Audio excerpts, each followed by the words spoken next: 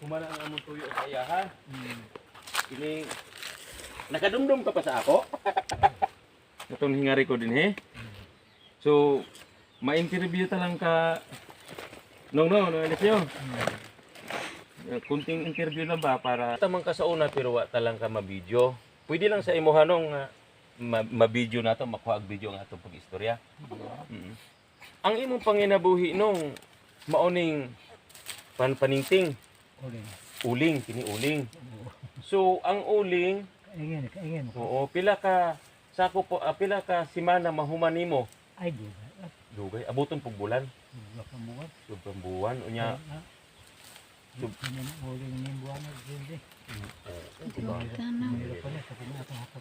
So ang imong panginabuhi, ani lang pud paningting mga sarusadlayan. Sa imong karkulo, pila po imong income? Ay, depende. Sa uling, maghango ko mga 20 kasako. Kasi nandismit. Kapin 2,000. So makakuan pud sa imong panginahanglanon pambugas-bugas. Sudan. Sudan. Puro sahay makapuspod. Tapos po. Oo, tapos Ang hango ka lang na puro ay kapos. tapos. Oo. So ni Aminong, Nalagdagang hango. so ni Aminong, naami jutay ang ayuda nga dala sa imuha nga jutay nga bugas o grocery. Oo, grocery. Para ni sa inyong duha nga managsuon ni Manong Angkoy na tagaan na namo. So ni anong palihog hatag play. Paki ano. Yan tapos na anong bugas, jutay grocery. Pasensya na nong maoro na among nakayanan. Ha? Salamat sa inyo. Oo. Salamat sa Ginoo nong, magpasalamat sa Ginoo dili sa moa. Oo. Ayaw pagpasalamat sa bisan sa amo ano ha, ayaw no ha. Sa Ginoo ta magpasalamat sa tanan natong grasya nga madawat sa Ginoo ta magpasalamat. Kaya nakahigayon mi nga makabuhat og maayo sa among isikataw para matabangan mo og jutay. Diin man ni sa inyo ni puno. Gikan. Oo nung, mga nag-ambag-ambag ng mga kapatid sa iglesia ng Diyos, MCGI, members mi sa MCGI.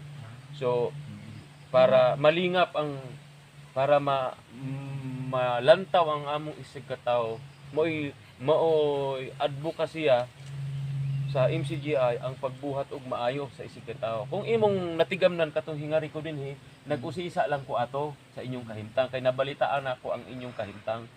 So, muna nga nakahigayon mi, yun, nag-grocery mi kahapon. So, idal mo nang ang plano karon ng adlaw madalhan ta ka og tamong duha ni Manong Angkoy og ayuda para pandugtong sa kakulangan. Dili man pod makasapat ang among maihatag, pero at least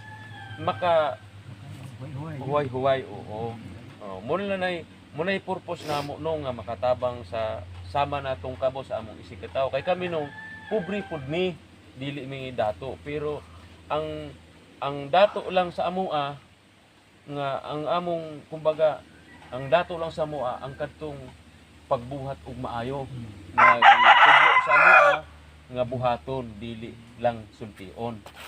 So ani anong ang among kaunting ayuda sa imo. Pagpasensyahan mo na lang naman ha. Kay sabon. May tinapay din ha. Tuyo. Panghinano sa balay. Kape. Nahi sardinas. Sardon. Kaya na mo. Meron naman makaya. Kung magutom kang di kang magbaros-baros na. Tapos ang bugas no nga among nadala nga rin sa inyo, maora gina siya nung 10 kilos kay ug katong usa ka putol nga tagtunga sa sako 55 kilos ingko di nato kayahon kay lakaw pila ka kilometro gikan ngadto sa ubos. Gusto nimo Siguro na sa mga 6 ka kilometro. Lakaw lang. Kaya kung sa kaon kabatuan lisod kaya mo na lang ning amos ang gipalit, pero kung sakali nung halimbawa sa kakapuson wa ka kahibaw sa akong balay no. Katuod ng walay. Wa ka katuod. Kung sa sa patag na. patag, sa patag. Kasama yung mga katapa dyan. Mga isang klaro. Dili, oo. Kung ila ka kan tatay, natan. Oo, natin. Oo, anak mi. Apo. Kato ang mga apo lang to kay anak mo to nako tong isa. Dublog ka sa bahay natan. Tatay. Oo, ang ako, tuho bang balik. Wow, ano nga po. Oo. To ami dito. So kung sakali manong na sa kakapusan, kung sakali man sa kakapusan no, parehas man ta pobre pero may awa ang Dios na kining taga-tagmay lawas makakaplag ta.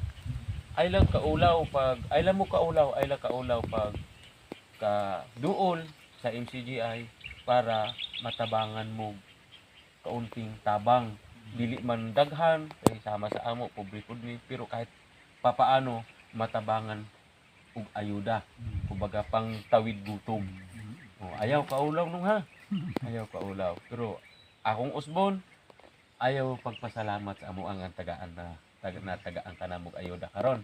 Ha? Sa Ginoo ta dapat magpasalamat. Sige nung, di lami magdugay kay mulugsong pa pug baryo kay naapay obligasyon pong ngalain. So, asa man ni nung butang? Yan lang. Diyan na lang. Madaog ka ni mo na no? Bugat-bugat pa rin. Madaog sige. Sige, sana ko na. O, pag ugutom ka ng tinapay. Pasok ng tinapay. Sige.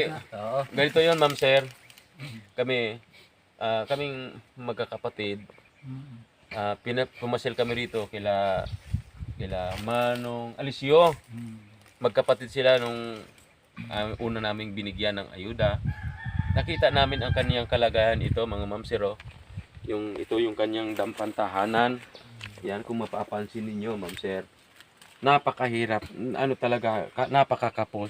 Pero mas kapos yung na-interview ko kanina, yung kanyang kapatid, 10 piso lang ang kita sa isang araw, 20 pesos.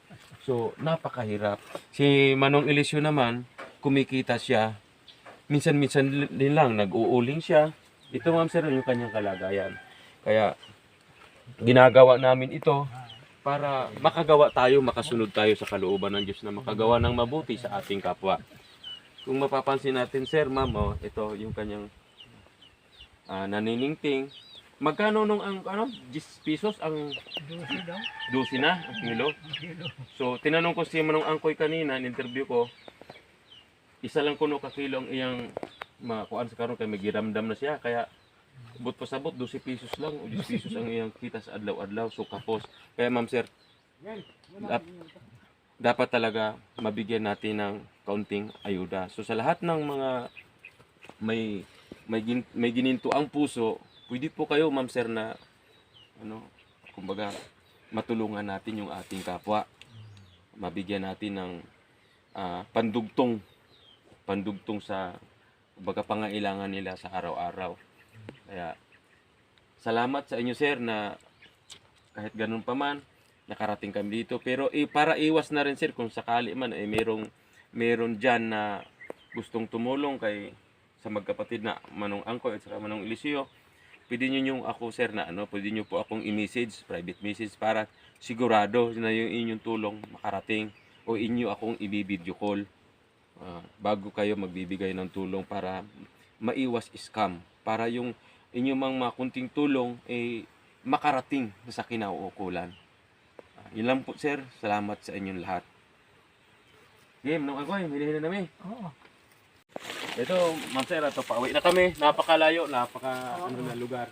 Liblib na lugar. So, kahit mahirap, pero gagawin pa.